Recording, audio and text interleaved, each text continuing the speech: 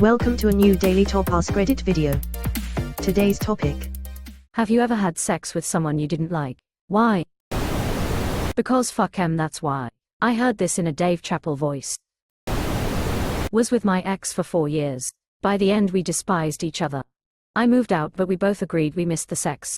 So for about 2 months we lived apart, but about once a week I'd go over, stay the night, we'd have sex, sleep in the same bed, and in the morning I'd leave. It was kind of weird. We barely spoke. We just knew what other wanted and that was it. We were sick to death of each other's personality but still physically attracted. I was in a similar situation. My ex cheated on me, likely repeatedly, and she left me for the dude she cheated on me with. For whatever reason, she later decided that she wanted to cheat on him with me. And initially, I was like, sure, why not? Poetic justice. I thought that would be the end of it, but we just kinda kept going at it from time to time. We were effectively in a poly relationship, but I legit don't know if the other guy knew it or not. I was kinda weirded out by the fact that I was sharing this gal with another guy, but I always wrapped it, and the sex was great. One day, however, I remember being at lunch at work, and just looking up and thinking to myself, I deserve better than this, and decided to remove myself from the situation. I did, and like 2 weeks later I met the person that would eventually become my wife. It would have been really easy to not get myself out of the situation I was in, and man, am I ever glad that I did. Lust is a strong desire. Scary username. But it's the same as yours.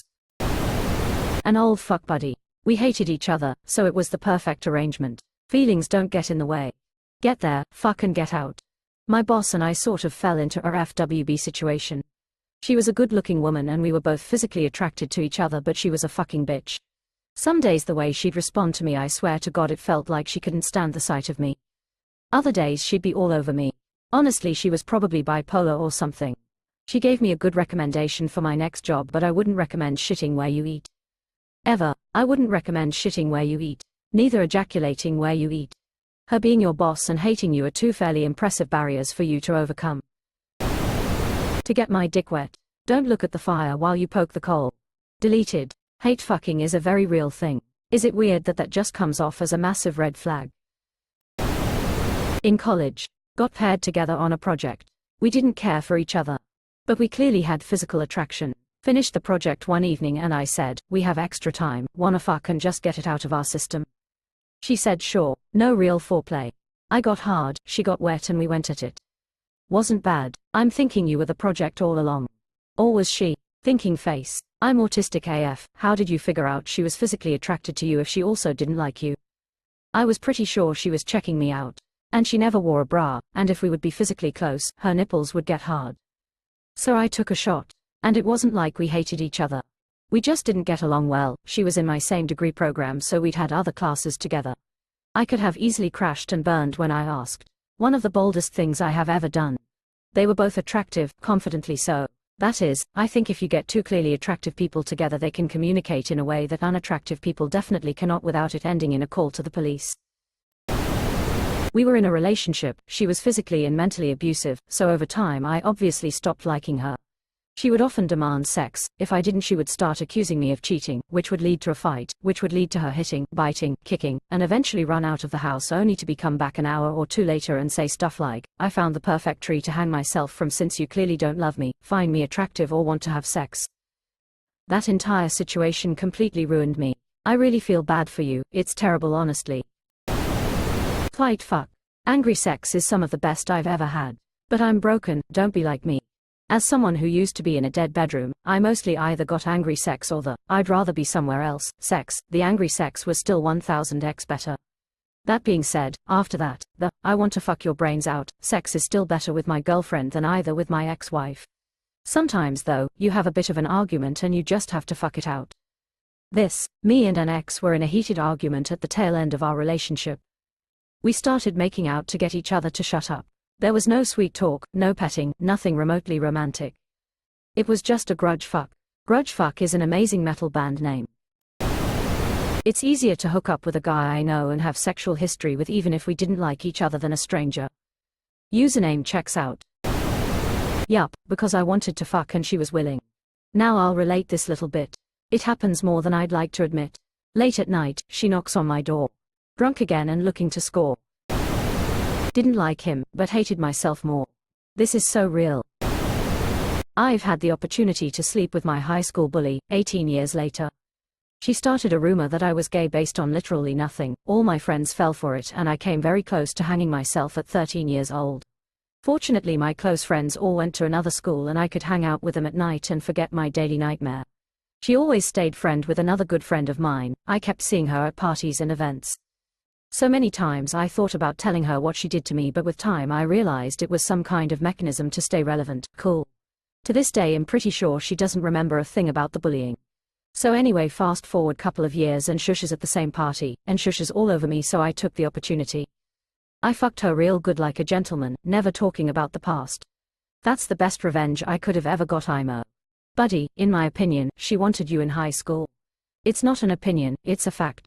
Stupid child probably tried to seduce him, as awkward as stupid children with no social skills do, and when he didn't take the hint, she started the rumor. Because obviously a stupid child with no social skills was giving the most obvious hints, so why else would he deny her? She remembered. New skin is better than my skin. So, easy there, Buffalo Bill. A close friend of the ex-wife. Because I could. That makes it so much hotter. Because of the history. Because of the implication. Yes, because pussy feels good. Resentment goes away with a vagina death gripping my dick. Until, after. Yeah, but that's future, non-horny use problem. Yes, I didn't hate him the first time we had sex, but as I got to know him he was a fucking jerk. We never dated or anything, just fuck buddies. The dick was good. I can compartmentalize, separate the asshole from the dick. Separate the asshole from the dick. I believe you're thinking of the taint. She is the taint. Lol, my GF tells me this all the time. If you keep pissing me off, I'll pack your shit for you. And you better still answer when I want that dick. I always laugh it off, but I think she's kinda serious about it. Yes, she is batshit crazy. My girl has said, very seriously, if anything ever happens, promise me you'll never stop fucking me. Mine isn't crazy, possibly on the spectrum if anything. Sometimes when I'm having random anxiety about the future, I'll be thinking about all the bad things that could happen, i.e., if my girl leaves me, I'll just be all alone, but I'll have to drive over and make a dick delivery and have to leave right after, sad face. She sort of took advantage of me at a nightclub in Tempe. Took me back to her place, and when I became self-aware after a stupid blackout, I found myself in a bed without my pants, in a weird room, and I almost blew a gasket. Instead, I got up, called my closest friend and asked for him to pick me up, sent him a location. She apparently drove me nearly 3 damn hours out of the city. A random number texted me as we were heading back, "Where did you go?" Quote, some weird notion in my head made me respond, and I agreed to see her the next day. When she approached, I looked at her and told myself, what am I doing? She isn't my type at all. Also, this little thing got my pants off. I'd rather not describe her body type any further, not that kind of guy, but she definitely wasn't my type at all. She came in, I loaded a bowl and we smoked whilst one got to know her. She was shy, kind, but obviously had the capacity to assault a guy. I opened that subject up and she started to cry. I was still very calm about it, but it was very clear what happened and she started panicking and apologizing. Her responses indicated she was very much aware of what she was doing. I really looked at her, attempted to look past it, and all I saw was sheer loneliness. I get odd moments of contemplation, but she went about it in the worst way possible. To be frank, I didn't like much about her. Yet I couldn't help but empathize. To my surprise, I felt the urge and asked her up front if she wanted to have sex. I kid you not, her eyes lit up. But I remember super clearly telling her, I never want to see you again after this. She agreed. I didn't harm her or go about it aggressively.